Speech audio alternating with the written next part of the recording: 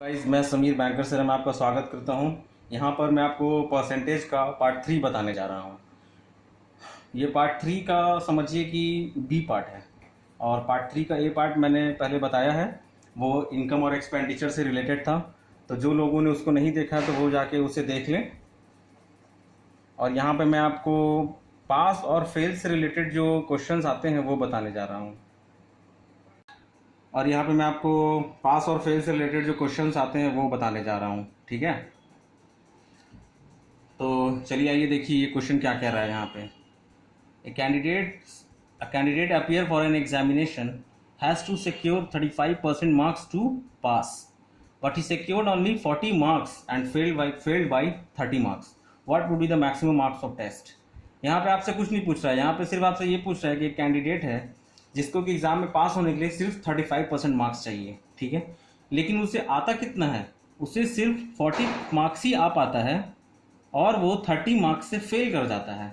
इसका मतलब कि 40 मार्क्स जो उसको आया था उसके साथ साथ अगर उसको 30 मार्क्स और आ गया होता तो वो पास कर जाता, यानी कि 35% के बराबर आ जाता। तो आपके क्वेश्चन में सिर्फ यही कह रहा है। देखिए क्या कह रहा है, 35% मार्क्स कितने के बराबर हो जाएगा तब, 40 प्लस 30।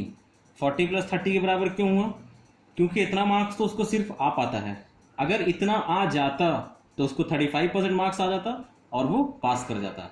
तो यहाँ क्या किया कि आपको परसेंटेज में दे दिया है और वैल्यू आपको दे दिया है। तो जब हमको 35% पता ही है कि 70 हो जाता है, यहाँ से 35% कितना हो जाएगा, 70। क्योंकि ये फेल कर रहा है तो ऑब्वियस ही बात है कि अगर हम लोग आपस में बात भी करते हैं कि हमको इतना मार्क्स और आ जाता तो हम पास कर जाते हैं। तो यहाँ पे सिंपल सी वही वाली बात है और कुछ बात नहीं है कि 40 मार्क्स में उसको 30 और आ जाते तो बंदा पास कर जाता। तो 35% जब 70 के बराबर है तो आप यूनिटरी मेथड तो हम लोग बहुत पहले से पढ़ते भी आ रहे हैं। तो 100% कितना हो जाएगा, और ये आपको फ्रैक्शन आ गया। अब हमको क्या करना है, इसको परसेंटेज में चेंज करना है। तो हम क्या करें, और हमको पता है कि किसी भी फ्रैक्शन को हम परसेंटेज में लाते हैं तो क्या करते हैं, हम इसको 100 से मल्टीप्लाई करते हैं। तभी आप देख लीजिए 100 आपको 100% निकालना है ना कि 100% कितना आया। तो ये कितना आ जाएगा आपका, 200 आ जाएगा। ये दो बार में कैंसिल हो जाएगा। तो 200 आपका मैक्सिमम मार्क्स आ गया। यही तो आपका मैक्सिमम मार्क्स था। इतने ही का तो टेस्ट था कि 200 में से 35% उसको आ जाता तो वो क्या हो जाता, पास कर जाता। तो ये आपका यहाँ से क्वेश्चन आता है ऐसा, ठीक है। अब देखिए इस क्वेश्चन में आपको क्या बोल रहा है, A student gets 33% marks and fails by 66 marks. Another student gets 37% marks and fails by 42 marks. Find the passing percentage. कह रहे हैं कि स्टूडेंट है एग्जाम में जिसको कि 33% मार्क्स आता है और वो फेल कर जाता है कितने से, 66 मार्क्स से, ठीक है। एक और स्टूडेंट है जिसको एग्जाम में 37% मार्क्स आता है और वो फेल कर जाता है कितना से, 42 मार्क्स से। इसको आप कैसे टैकल करेंगे, आप देखिए यहाँ पे। अब एक बात बताइए कि एग्जाम में अगर 100 बच्चे एग्जाम दे रहे होते हैं तो टोटल तो सबका बराबर ही होता है। ऐसा तो नहीं है कि कोई टोटल 500 को दे रहा है, कोई टोटल 400 को दे रहा है, सबका टोटल बराबर ही होता है। तो ऑब्वियस सी बात है कि जितना पास मार्क्स इसको चाहिए उतना ही पास मार्क्स दूसरे स्टूडेंट को भी चाहिए पास होने के लिए। तो हम क्या करते हैं, हम दोनों के पासिंग मार्क्स को हम इक्वेट कर लेते हैं। वहाँ से हम मैक्सिमम मार्क्स निकाल सकते हैं या पासिंग परसेंटेज निकाल, जो आपका क्वेश्चन डिमांड कर रहा है हम वो निकाल सकते हैं वहाँ से, ठीक है। तो हम यहाँ पे क्या करेंगे, अभी 33% मार्क्स इसको आता है, ठीक है, और फेल कर जाता है कितने से, 66 मार्क्स से। मतलब इसको 66 मार्क्स और आना चाहिए था, जो कि किसके बराबर हो जाएगा, दूसरा स्टूडेंट जिसको कि 37% मार्क्स आता है और वो फेल कर जाता है कितना से, 42 मार्क्स से। तो इसका टोटल मार्क्स पासिंग परसेंटेज और इसका पासिंग परसेंटेज दोनों तो बराबर ही होगा आपस में ना। तो वही हम यहाँ पे कर रहे हैं और कुछ तो यहाँ पे कुछ नहीं हो रहा है, सिंपल सा चीज़ है। यहाँ पे सिर्फ हम इक्वेट कर रहे हैं पासिंग मार्क्स को दोनों के। क्यों, क्योंकि दोनों के एग्जाम में पासिंग मार्क्स तो बराबर ही होंगे, अलग अलग तो होंगे नहीं। अब आप यहाँ से कैलकुलेट कर लीजिए तो आपका ये 33 उधर चला गया तो ये 4% आ गया। अब 66 में से 42 घटा लीजिए आप, कितना चला गया, 6 में से 2 गया 4 और 6 में से 4 गया 2। तो जब 4% 2 के, आपसे यहाँ टोटल मार्क्स नहीं पूछ रहा, आप ध्यान दीजिएगा, आपसे पूछ क्या रहा है, find passing percentage. Passing marks भी नहीं पूछ रहा है, पासिंग परसेंटेज पूछ रहा है। तो जब 4% 24 के बराबर है आप एक बात बताइए, 1% कितने के बराबर होगा? 24/4 यानी कि 6 मार्क्स के बराबर। तो जब 1% 6 मार्क्स के बराबर है तो 6 मार्क्स, और ये आपको क्या परसेंटेज निकालना है, तो 33% तो आपको मिल गया। अब आपको निकालना है कि 66 मार्क्स कितना परसेंट है। तो आप क्या करेंगे, यहाँ पे 33% प्लस 66/6 कर लेंगे हम यहाँ से। यहाँ पे कोई दिक्कत? ये आपका 66/6 11 आ जाएगा। 33% प्लस 11 कितना हो जाएगा? ये 11 बार में कट गया यानी 11%। 33 से 11 44%। तो फाइंड पासिंग परसेंटेज आ गया। अब आप दूसरे केस में लेके चलेंगे तो वहाँ भी वही आएगा, रिजल्ट आपका चेंज नहीं होना है, क्योंकि अब यहाँ से आप देख लीजिए, इसलिए मैंने स्टार्टिंग में ही इक्वेट कर दिया था दोनों के पासिंग परसेंटेज को। आप यहाँ भी देख लीजिए कि 37% प्लस 42 मार्क्स है, परसेंटेज में चेंज करेंगे, क्या कर देंगे हम, डिवाइड कर देंगे 42 को 6 से। तो आप इसको 6 7 बार में किया, और 37 और 7 कितना होता है आप देख लीजिए। ये भी आपका 44% आ गया। तो आप देख लीजिए दोनों का पासिंग परसेंटेज आपस में क्या हो गया, बराबर हो गया। यही इसीलिए मैंने यहाँ स्टार्टिंग में दोनों को बराबर करा था। तो यहाँ तक तो आपको समझ में आ रहा हो, और अगर नहीं भी समझ में आ रहा है तो आगे भी और क्वेश्चंस हैं, तो वहाँ से आपको क्लियर होगा।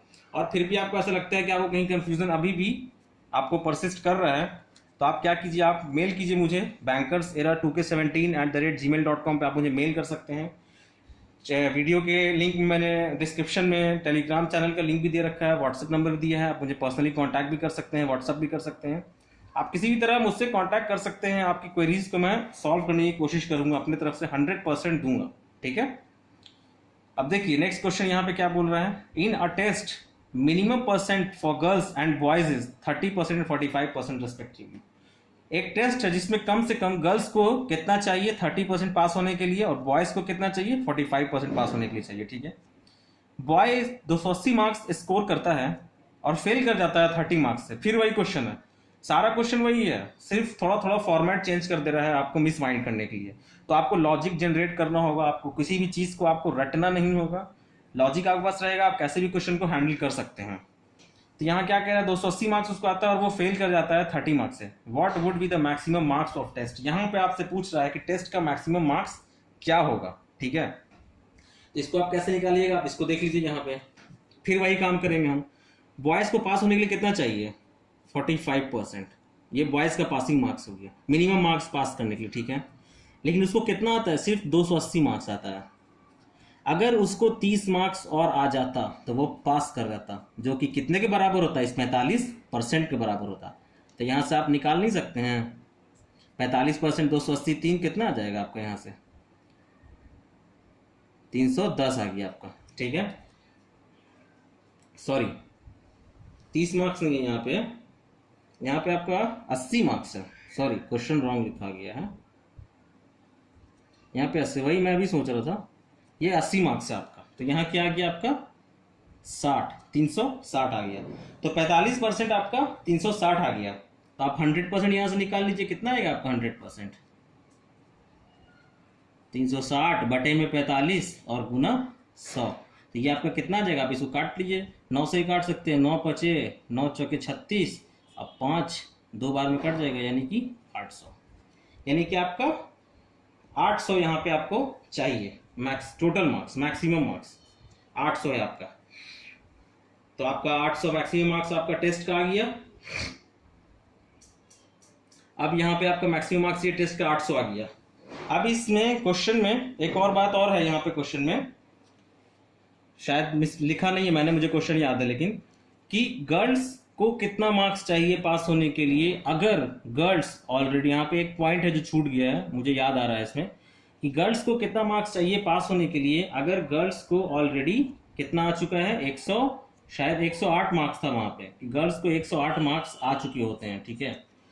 गर्ल्स को अब और कितने मार्क्स चाहिए पास होने के लिए, जब गर्ल्स को 108 मार्क्स पहले आ चुके हैं, ठीक है। तो आप उसको कैसे वहां से कैलकुलेट करेंगे, गर्ल्स को पास होने के लिए कितने मार्क्स चाहिए थे, यहाँ से आप यहाँ मत देखिए, अब आप यहाँ से आगे बढ़ सकते हैं। जब 45% 360 के बराबर था, ठीक है, जब 45% 360 था, तो गर्ल्स को पास होने के लिए कितना चाहिए था 30% चाहिए था। तो यहाँ से आप 30% निकाल सकते हैं, 360 बटे में 45 गुने में 30, ठीक है। तो फिर से 9 पचे 45, 9 चौके 36, यहाँ 0 बैठा दिया, 5 छके 30, 6 चौके 24, यानी गर्ल्स को पास होने के लिए 240 मार्क्स चाहिए थे, जिसमें से कि 108 मार्क्स वो पहले ला चुकी। तो क्वेश्चन आपको ये पूछ रहा था कि गर्ल्स 108 मार्क्स ला चुकी है, अब और कितना चाहिए। तो हम ऑब्वियस सी बात है कि हम गर्ल्स का पूरा मिनिमम पासिंग पर मार्क्स निकाल लेंगे कि भाई गर्ल्स को 240 टोटल मार्क्स चाहिए था पास होने के लिए, जिसमें से 108 मार्क्स वो ला चुकी है। तो हम क्या करेंगे, हम 240 में से 108 को माइनस कर देंगे, तो मेरा कितना आंसर आ जाएगा यहाँ से 132 आ जाएगा। तो ये गर्ल्स का मार्क्स था, पास मार्क्स, ठीक है, पासिंग परसेंटेज मार्क्स जो था 30%, ये था आपका 30%, 240। तो गर्ल को इतना मार्क्स और चाहिए पास होने के लिए, ये क्वेश्चन था। यहाँ पे ये सेकंड पार्ट छूटा हुआ था, ठीक है। तो अभी आपको यहाँ पे ये सब समझ में आया होगा कि कैसे कैसे हो रहा है, ठीक है। चलिए नेक्स्ट क्वेश्चन देखिए। नेक्स्ट क्वेश्चन क्या कह रहा है आपका यहाँ पे, I student scores 30% marks and fails by 40 marks. फिर वही क्वेश्चन है, ये कोई ऐसा क्वेश्चन इसी पैटर्न पे ही बनता है हर बार। अगर फेल कर गया तो हम उसके पासिंग परसेंटेज में उतना मार्क्स ऐड करके निकालते हैं, और अगर पासिंग परसेंटेज से कुछ मार्क्स ज़्यादा ले आता है तो हम क्या करेंगे, पासिंग परसेंटेज से वो मार्क्स घटाएंगे, जो कि वो लॉजिक इस क्वेश्चन में ही है आपका। तो मैंने थोड़े सारे फॉर्मेट कवर करने की कोशिश की है, सबसे एक एक क्वेश्चन उठाया है मैं और आपको बता रहा हूँ मैं यहाँ पे। आप तो अब देख लीजिए कि उसको कैसे आगे, ऐसे बहुत सारे इस पैटर्न में क्वेश्चन रहेंगे जिससे आपको क्वेश्चन बनाने होंगे, ठीक है।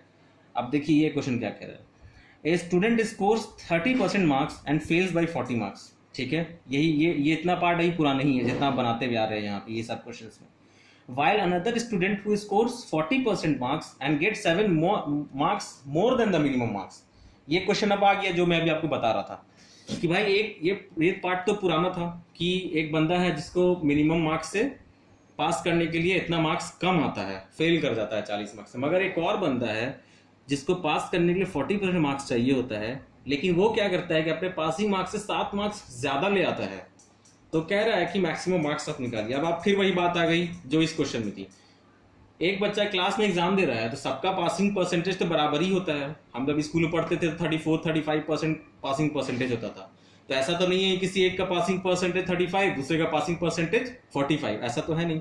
हम क्या करेंगे, हम दोनों स्टूडेंट का पासिंग परसेंटेज को इक्वेट करते हैं। यहाँ पे हमेशा हम दोनों स्टूडेंट को क्या करते हैं, पासिंग परसेंटेज या पासिंग मार्क्स आप बोल दीजिए जो भी, हम उसको इक्वेट करने की कोशिश करते हैं, ठीक है। ये बॉय 1 का, ये बॉय 2 का, हम इसको इक्वेट करेंगे। तो हम क्या करते हैं, ये बंदा फेल किया है ना 30 मार्क्स, 30% मार्क्स इसको पास करने के लिए चाहिए था, लेकिन ये 40 मार्क्स से फेल कर जाता है। मतलब इस 30% मार्क्स में अगर हम 40 मार्क्स और ऐड कर देते तो ये पास कर जाता, ठीक है। इतना समझ में आ गया आपको, यहाँ तक कोई प्रॉब्लम नहीं। अब क्या कह रहा है, दूसरा स्टूडेंट जो था उसको पास करने के लिए 40% मार्क्स चाहिए था, 40% वो लाता है, दूसरा स्टूडेंट चाहिए नहीं था, सॉरी, दूसरा स्टूडेंट 40% मार्क्स लाता है जो कि पासिंग मार्क्स से 7 मार्क्स ज्यादा ले आता है। यहाँ कुछ नहीं करेंगे, 40% मार्क्स वो ले आता है जो कि पासिंग मार्क्स से 7 मार्क्स ज्यादा है। तो अगर इसमें से हम 7 मार्क्स घटा देंगे तो पासिंग मार्क्स आ जाएगा मेरा। तो इसका ही पासिंग मार्क्स और इसका पासिंग मार्क्स दोनों को मैंने इक्वेट कर दिया। अब आप यहां से निकाल लीजिए क्या आ जाएगा, 10% 47, तो 100% क्या हो जाएगा, यहाँ से 470 नहीं हो जाएगा। तो यही था मैक्सिमम मार्क्स, यही आपसे क्वेश्चन आपसे यही मांग रहा है कि भाई ये मैक्सिमम मार्क्स बताइए हमको। तो ये आपका क्या आ गया, मैक्सिमम मार्क्स आ गया, ये आपका आंसर हो गया। तो इस तरह क्वेश्चन आपके आते हैं हमेशा, ठीक है। आरआरबी में हो गया, आईबीपीएस में हो गया, एसएससी में हो गया, इस तरह क्वेश्चन आपके आते हैं। ये सारे क्वेश्चन पूछे हुए हैं आपके, आपने थोड़ा स्टडी किया, आपने देखा होगा तो आपने देखा ही होगा कि ये सारे क्वेश्चन आपके पूछे हुए हैं, ठीक है। कॉन्सेप्ट बस यही है हमारा, हमको एक ही बैकबोन इसका पकड़ के चलना है, हमको पासिंग मार्क्स लेके चलना है बस। अगर कम लेके आया तो हम ऐड कर देंगे, ज्यादा लेके आया यहाँ पे जैसे तो हम सब्ट्रैक्ट कर देंगे, ठीक है। यहाँ पे हम ऐसे लेके चलेंगे इसको। अब नेक्स्ट क्वेश्चन देखिए, नेक्स्ट क्वेश्चन क्या कह रहा है, on a test containing of 250 questions Jassi answered 40% of first 125 questions correctly. एक टेस्ट है जिसमें टोटल 250 क्वेश्चंस, जस्सी कितना आंसर करती है उसमें, पहले 125 क्वेश्चंस का आंसर वो 40% सही जवाब दे देती है। पहले 125 क्वेश्चंस में वो 40% सही जवाब देती है। कह रहा है कि अगले what percent of other 125 questions does she needs to answer correctly for her grade on the entire exam to be 60%। कुछ नहीं कह रहा है, कह रहा है कि ओवरऑल 60% लाने के लिए उसको अगला 125 क्वेश्चंस में कितना परसेंट सही जवाब देना है, बस यही क्वेश्चन आपका कह रहा है। तो इसको आप देख लीजिए, जनरल मेथड्स आप इसको अगर बनाएंगे तो कैसे बनाएंगे, हम क्या करेंगे यहाँ पे फर्स्ट 125 क्वेश्चन ले लेंगे। फर्स्ट 125 क्वेश्चन में वो कितना आंसर सही देती है 40%, हम पहले 125 का 40% यहाँ से निकाल लेंगे। तो आप देख लीजिए 25 चौके 100 होता है, 25 पचे इतना। तो अब आप यहाँ देख लीजिए 5 चौके, इसको नहीं ये काट दीजिए यहाँ से, 4 दहाँ पे, ठीक है। तो ये आपका कितना आ गया 50, मतलब पहले 125 क्वेश्चन में वो 50 क्वेश्चन का आंसर सही देती है, 50 क्वेश्चन का आंसर, ठीक है। अब क्या कह रहा है कि ओवरऑल उसको कितना आता है, ओवरऑल आप देख लीजिए ओवरऑल कितना आता है। ओवरऑल ये 60% ला रही थी ना वो, कितने क्वेश्चन में 250 क्वेश्चन में 60% सही जवाब दे रही थी। यहाँ से आप कैलकुलेट कर लीजिए, ये कर दिया 5 दूनी 10, 5 बचे, ये 3 बार में चला गया तो 150, यानी ओवरऑल 1.5 क्वेश्चन का आंसर उसको सही जवाब देना है, जिसमें से पहला 125 क्वेश्चन वो 50 जवाब सही दे चुकी है। मतलब कि अब रेस्ट 125 क्वेश्चन में से उसको कितना जवाब देना होगा, आप देख लीजिए यहाँ 150 में से 50 करेंगे यानी कि 100, यानी कि अब रेस्ट 125 क्वेश्चन में से उसको 100 सही जवाब देना पड़ेगा। अब आपको यही परसेंटेज पूछ रहा है, परसेंटेज में बताइए। तो आपको पता है कि ये 100 इस 125 का कितना परसेंटेज है, तो आप ऐसे निकालते हैं ना 100, और जिससे कंपेयर कर रहे हैं, किससे कंपेयर कर रहे हैं 125 से, तो 125 यहाँ नीचे लिख देंगे हम और 100 से मल्टीप्लाई कर देंगे इसको। तब आप निकाल लीजिए, यहाँ 5 बार में गया 25 से, और ये 4 बार में गया, ये 2 बार में गया, 0 उतार दिया, तो 80%। यानी कि अगले 125 क्वेश्चन का जवाब जो वो देगी वो परसेंटेज में कितना है, 80% जवाब उसको सही देना होगा अपना ओवरऑल ग्रेड को मेंटेन करने के लिए। ये तो हो गया जनरल मेथड। अब इसको आप ट्रिक से कैसे बनाएंगे, इसका छोटा सा ट्रिक है, एडिशन मेथड हम लोग पढ़ा है, ठीक है। उसको आप कैसे लगाएंगे, कुछ नहीं करना है आपको, परसेंटेज को एज ए नंबर ट्रीट कीजिए। यहाँ पे आप क्या कीजिए 40 लीजिए, 40 कितना में लाती है, फर्स्ट 125 में लाती है ना, तो ये फर्स्ट 125 250 का आधा है ना, हम इसको आधा लिख सकते हैं, यहाँ पे हाफ लिख दिया, ठीक है। यही कह रहा है ना। अब कह रहा है कि अगले 125 क्वेश्चन में वो कितना परसेंट सही आंसर देगी, यही एक्स पूछ रहा है, हम एक्स मान लेते हैं। अगला 125 भी टोटल का कितना, हाफ ही है ना, ओवरऑल कितना आता है इसको 60। तो इसको हम ऐसे समझ लीजिए, आप ओवरऑल यहाँ लिखते हैं और यहाँ पे इंडिविजुअल जो उसको आता है वो लिखते हैं हम। यहाँ पे सिर्फ 60 लिखा क्योंकि इंटू हाफ प्लस हाफ 1 ही तो आता है, 50 पैसा 1 ही रुपये तो बनता है, तो 60 गुने में 1 कोई मतलब नहीं बनता है, तो 60 लिख दिया मैंने डायरेक्ट। अब आप यहाँ से निकाल लीजिए, अब यहाँ से कुछ नहीं करना आपको, ये 2 20 बार में कट गया, ठीक है। तो x/2 बराबर, ये 20 उधर चला जाए कितना चलेगा, 60 में से 20 गया 40, x बराबर 80, और यही आपका परसेंट आ गया। यही नेक्स्ट खोज रहा था आप। अब देख लीजिए कि यहाँ 80% कितने स्टेप में आया है आपका। और ये तो ये जो एडिशन मेथड है अपना, ये बहुत ही आसान है, ठीक है। ये बड़े बड़े न्यूमरल्स जो क्वेश्चन दिए रहते हैं वो आपको फंसाने के लिए दिए रहते हैं, अगर आपको ये पता होगा तो आप फ़ौरन बना सकते हैं। तो इसका और एप्लीकेशन में आपको प्रॉफिट और लॉस में बताऊंगा, वहाँ पे आप देखिए मेरा पार्ट प्रॉफिट और लॉस का जो बहुत जल्द अपलोड होने वाला है, उसमें मैं आपको बताऊंगा कि बड़े बड़े क्वेश्चन जिसमें न्यूमरल 6 डिजिट में है, जिसको क्या आप कैलकुलेट कीजिएगा सीपी और एसपी पे लेकर के। अगर आप एडिशन मेथड जानते होंगे तो आपको सीपी एसपी की जरूरत नहीं पड़ेगी, उस न्यूमरल की भी जरूरत नहीं पड़ेगी, सिर्फ और सिर्फ आप जो परसेंटेज गिवन होगा क्वेश्चन में वो परसेंटेज लेके आप मूव ऑन करेंगे, आपका आंसर 2 से 3 स्टेप में आंसर आपके हाथ में, और यही टाइम जो आपका बचेगा जो कि आपको क्वालिफाई कराएगा एग्जाम, ठीक है। ऐसा नहीं है कि बंदे को आता नहीं है, बंदा क्वालिफाई नहीं कर पाया, जानता तो सब कोई सब कुछ है, तो वहाँ पे सिर्फ और सिर्फ टाइम मैटर करता है और कुछ भी नहीं। हम आप सब जान रहे हैं लेकिन वहाँ पे सिर्फ टाइम मैटर करता है। जो ज़्यादा ट्रिक जिन्हें पता है वो ट्रिक से फॉलो करते हैं, और कई बार बंदे ट्रिक के बिना भी फॉलो करके एग्जाम में बनाते हैं तो भी जल्दी बना लेते हैं। तो मैं तो ये कहूँगा कि वो जो कि जान रहे हैं तो वो ट्रिक देखें, और जिन्हें अभी थोड़ी परेशानी है वो ट्रिक के पीछे प्लीज़ ना भागें, वो पहले जनरल मेथड बेसिक मेथड से समझें, उसके बाद ट्रिक ऑटोमेटिकली उनको खुद ग्रास्प होने लगेगा कि इसमें ट्रिक हम कैसे अप्लाई करें, उसमें ट्रिक हम कैसे अप्लाई करें। अब नेक्स्ट पार्ट आप देखिएगा मेरा, वो उसमें भी वोटर्स से रिलेटेड क्वेश्चन है, बहुत अच्छे अच्छे क्वेश्चन हैं जो कि सारे पूछे हुए क्वेश्चन हैं, वो सब आप देखिएगा। और अलविदा जाने से पहले मैं आपको एक और बात कहूँगा कि आप मेरा वीडियो शेयर करें अपने दोस्तों में, वीडियो लाइक करें, कमेंट भी आप करें, मुझे कहीं पे कोई प्रॉब्लम आ रही है आपको मेल भी कर सकते हैं आप मुझे, ठीक है। और चैनल के डिस्क्रिप्शन में लिंक के, वीडियो के डिस्क्रिप्शन में मैंने आपको टेलीग्राम चैनल का लिंक भी दिया है, व्हाट्सएप नंबर भी दिया है, आप कांटेक्ट कर सकते हैं वहाँ भी मुझे आप। चलिए तब, हैप्पी दिवाली, धन्यवाद।